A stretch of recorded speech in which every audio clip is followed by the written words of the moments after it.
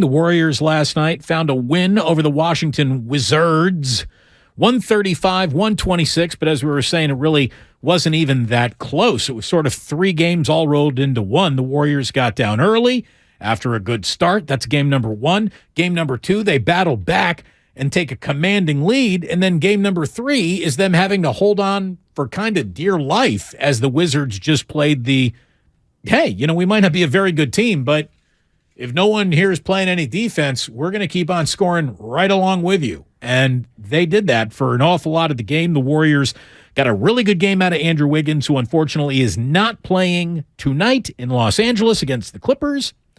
But we are going to get Klay Thompson out there tonight. And again, I don't think there's any reason to pretend that that's anything other than very good news for Klay Thompson, his recovery, and the player that he plans to be. I got a little sports Valentine that I want to hand out a little later on, Ray, and I'm not going to give it to you, but I'm going to give it to Klay Thompson. He's officially earned some flowers in real time, and I want to give them to him so he can smell them. I'm noticing what he's doing, and what he's doing is starting to play and look an awful lot like Klay Thompson again. Well, that's awfully kind of you. I'm sure it'll really resonate within his soul. Yeah. But he was also the guy who, against the Lakers, was 5 for 21. So...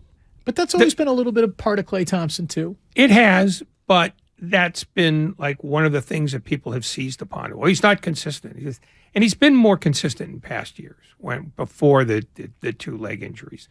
The most interesting thing is the fact that I think they have finally taken the leash off and that he is going to now start playing, I would guess, almost every game from here on out. Only because the situations have changed. They need all hands on deck now. And I think all the load management that people hated for the first 50 some odd games is now essentially over. I think the only team, I would hope so. Well, I mean, but that's the whole point of like the 82 game season, which brought us load management. Teams that are trying to do business, are going to play their guys more just because that's what the first half of the year is for, to regulate minutes and, not do back-to-back so that you can do that now. And I think he probably has been ready to go, 10, 15 games ago. But, if you want somebody to be able to play night in and night out, modern science tells you that you have to decide what games are more important than what other games. 888-957-9570 is the number. This is JP calling from the Yoon. What's going on, JP?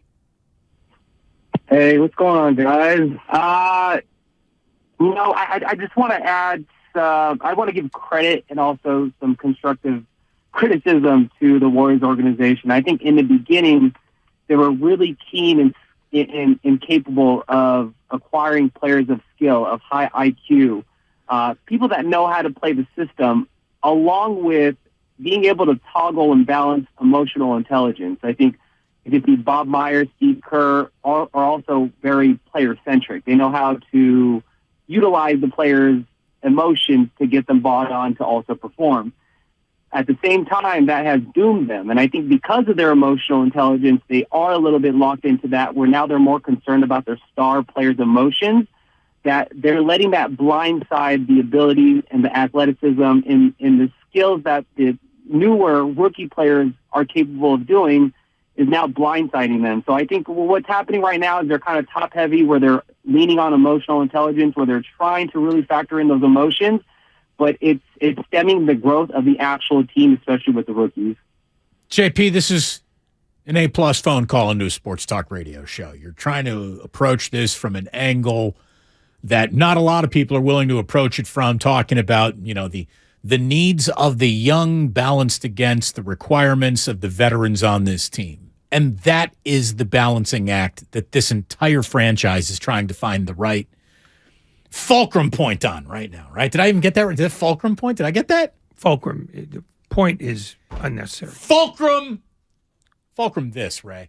But I think that's a really, really good point. They are trying to find that balance, but I don't know if they are like favoring the sensitivities over the veterans more than they're just reaching a conclusion that a very high-profile young player on the team simply cannot play because they're not holding the raw ability or lack of reps against Jonathan Kuminga. Jonathan Kuminga's figured out a way how to fit in. James Wiseman never did. So it's not just like if you're old, we're worried about you more than if you're young, we're not worried about you, and we're going to not try to blend you guys together because the old guys can't hack it. No, they found a minute and a space and a place for Kuminga. They just couldn't for Wiseman, and they haven't for Moody. But more to the point. Not more to the point. I have to stop doing that. It's that earlier in the year, what you saw was the starters playing very, very well and the second unit playing poorly. And if you want to make that a young versus old divide, that's fine. But the Warriors are not rebuilding yet. That's why the two-track concept was probably flawed in its inception because, all of a sudden they got panicked about, well, these guys don't have a whole lot of tread on the tire left. And then they went out and proved early on, well, yes, they do. And you had better do the smart thing and ride these guys out as long as you can. And it's up to the young guys to fit into that. And as you said, Kuminga has done that to a certain extent. Moody has not. Wiseman never did. And so it was not, I think, a recognition of the veterans having, an emotional issue with this whole thing. It's that they were performing better. And at some point, you have to be pragmatic. And if you don't have the right young guys, you have to have faith in the fact that there are more young guys always coming up every year. And if these guys don't work, or if some of them don't work, you replace them and find new guys that maybe will. So I don't think this is a sort of a master plan or anti-youth. It's they took the information that they were given by the players game in and game out, and they said, we can't afford to do this yet because our starters are too good and everybody else isn't good enough. Vince in San Francisco. You're on 95.7 The Game. What do you got, Vince? Hey, I just wanted to talk about how, I think Wiseman, he's definitely got the tool set. He's got the God-given ability. He's got the physical attributes. The dude could play. He knows how to play basketball. But it's kind of like when you get a guy who's played formalized basketball and has learned the fundamentals and knows how to use all of that versus a guy who's just been, an absolute killer in pickup games and open run and stuff. I think that's kind of the issue with Wiseman was he had all the talent, but he never had the real time to develop in college. He only played, maybe 10 games or something like that in college? Not even. And I think that's 3. a detriment. Yeah, I think that's a detriment to a lot of these young guys that turn pro. It is, but here, I guess to say for guys who play 4 years in college, they learn stuff that you only would learn in college, and it also can go to different sports. Now look at Trey Lance; it's a whole other thing. But Trey Lance is kind of in the same boat. He has all this talent, but why was he not being used as a throwing quarterback? James Wiseman has all the tools, but he could never find his way onto the floor, and I think it's an IQ thing, and him just not being able to pick it up. I mean, I don't know if it's an IQ thing, and if it's an IQ thing, at some point, you just can't say, well, I got a bad student. You have to turn around and ask the teacher, well, what are you doing to make them better? They couldn't find a situation where James Wiseman became playable in their eyes, like not even to go in and close out a defensive possession at the end of a half. Like, we're going to run basically some warped, weird version of a 3-1-1. I don't even know if there is a 3-1-1, but we're going to have 3 guys at the perimeter. We're going to have basically Draymond just playing free safety at the free throw line extended, and we're going to have Kuminga just roaming the lower block, protecting the rim, and that's how we're going to try to close out a half. And we'll switch everything up front, but maybe Kuminga's just back there as a last line of defense. Like, they couldn't figure out any way to use him. And there's a part of me that wants to give the Warriors coaching staff the benefit of the doubt on that. And if you do want to extend to the Warriors coaching staff the benefit of the doubt on that, the only conclusion left is that James Wiseman just has got no dog and just can't do it, and that's why he is not here anymore. Because if they detected, well, he is a dog and he can do it eventually, he'd still be here. I know that they're saving a little bit of money, but I don't think saving a little bit of money was enough reason for Joe Lacob to give up on one of his preferred hand-selected draft picks. And the whole thing just smacks of it's really odd, and I get why it didn't fit, and you can talk about the player's IQ and how much time he missed based on injuries and COVID and the weird world that we'd been living in. And having said all that, he's still in year 3. When you got no marked improvement at all in year 3, as a matter of fact, it's easier to spot the regression. How does that happen? On a team that we know is run correctly, coached well, with a player who looks like he's got the physical gifts created in basketball laboratories. How could they not get anything from him? Not a drop of water from the stone that was James Wiseman. I think the 124 games he missed to injury is part of that, because he's really not year 3. He's really at the tail end of year 1 if you took an 82-game block. Because he only played 60 games. Secondly, he was supposed to perform a specific set of tasks that didn't always allow him to roam free and jump with abandon and do the things that he could assemble as his skill set at such an early age. That we're assuming Detroit will allow him to do. Yeah, or they will be less critical about the details, because I think they want to see if he's got NBA skills in him. I think the Warriors, not only because they're still in win now mode, because they have the players who are in win now mode, they also use their center differently than a lot of teams do. They don't want the center to be ball dominant ever. They want him to be able to defend, set a proper high pick and roll, do nuanced stuff that you're never going to see in a box score. And I think Wiseman's great failure early on was that he believed that what they wanted was for him to run and jump and do physical stuff, when what they wanted him to do was the grinding stuff. And the grinding stuff doesn't come along easily. Certainly not with a 19-year-old, because you're thinking, why am I grinding? You took me second in the draft. You must love me. And the Warriors' parameters are different because they are still, in an ideal world, championship contenders, and they don't have a traditional center doing traditional center things. All right, and real quick. It's 4 o'clock, so I got to say, here's also Ray at 4 o'clock. Welcome, everyone. You're listening to 95.7 The Game, KGMZ FM and HD1 San Francisco. Always live on Twitch, YouTube, and the free Odyssey app. Damn well better be free. Continue. I think if you're looking for the mistake, that the one place that hasn't been examined yet is that they took a reach with a high pick. And those always look more egregious than if James Wiseman was picked 24th. Because he was second, he's supposed to play for 10 years. And there's no evidence yet that he'll be able to do that. And the people who talk about his abundance of skills are guessing, because they didn't see him either. They have grainy film from 3 college games. That's it. So we don't know what James Wiseman is. What we know is... Well, but James Wiseman has also been projected to be like the number 1 pick in the draft from the time he's like 8 years old. So he had been watched quite carefully and closely, even though we didn't get a big sample size of his early college career.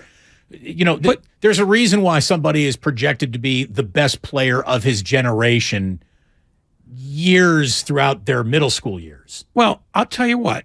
When you can show me the 11-year-old that makes the NBA, I'll buy that logic. But the fact is, the leap from high school to college is a lot less severe than the leap from high school to pros. And when you pick a 19-year-old and you are hoping that what you saw in that very limited sample size at Memphis is going to translate to something. You are operating not on knowledge, but on guesswork. Right. But it's always impressive who makes the McDonald's All-American game, though. You know what I mean? But you know what? Not all of them make it. Not all of them. And the truth is, he might be one of those. He might be. But the fact is, they said, we need a big guy, and we're going to take the 19-year-old with less than 70 minutes of college experience, and we're going to try to project that. And it's not a perfect thing. Like, I mean, Felipe Lopez, everybody. Felipe Lopez was the hottest thing ever out of New York City, preordained to be the single next greatest everything in basketball. He goes to St. John's, he gets drafted, never heard of again. Yeah, oh no, then it happens a lot. What I'm saying is the Wiseman conundrum, as weird as it is, starts off weird because the Warriors, who usually have been relatively conservative in terms of player acquisition, we want proven guys who give us stuff that we specifically want. Drafted a guy who was essentially a blank slate. And they weren't going to take, Lamello Ball. They didn't need him. They weren't going to take Tyrese Halliburton because, again, they've got guards. Felt redundant. Those would have been perfect players and better options. Yeah. Knowing what we know now. Yeah. Desmond Bane, that might have been the best option, even though he's also a guard. But they needed some semblance of height and big man presence. And Wiseman looked like he could be that, but without the evidence to back it up. And not to poke at you, but to say that they needed some semblance of height and a big man, did they? Shouldn't they have known better and known who they are and where their true identity and DNA comes from? It's a level of small ball that, even though it feels like another guard would have been a redundant pick based on who your guards were at the time, it's the right pick. But you can't know what Desmond Bane's going to be. Right. And you can't Same know. way you couldn't know what Wiseman was going to be. Yeah. So at least fit the guy who fits your system. Well, the thing is, though, the guys who fit their system have been David West types, JaVale McGee types, guys who have been around the block at the NBA level. They've not been home run hitters in the draft for the most part. And right, but JaVale, he had the experience, obviously, and experience matters. Oh, he wasn't a difference maker, but he could give them 12 minutes, which is what they needed from him. Right. And here's the thing. Nobody ever accused JaVale McGee of having a high basketball IQ. No one even gave him that benefit of the doubt when he was wearing a Warriors uniform. He was, made fun of for being a ball of raw athletic clay that no one could ever really figure out. And they figured that out with him. Why couldn't they have figured it out in some way, shape, or form with James Wiseman? I do not know. Because I think JaVale McGee knew how to be an NBA center and James Wiseman didn't. That's fair. That's fair. But that's my point. It's that the Warriors, who usually don't take dramatic chances, took a dramatic chance. And dramatic chances are at best a coin flip, and very often not. It's a three-sided coin in which two of them say loser. And here is, to me, the weird part of it all, which makes this an odd kind of thing to discuss, is I would have taken that chance too.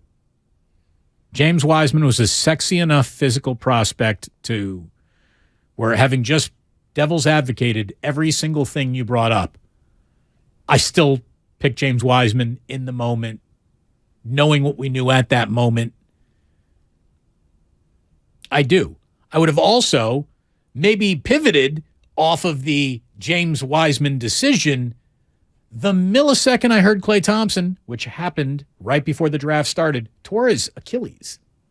That might have made me think, well, maybe that guard that would have been a little redundant or an abundance of a position is now more of a need than James Wiseman even is, because Klay ain't here no mo, at least not for this upcoming year. So again, it's all easy to go, see everything 2020 in hindsight.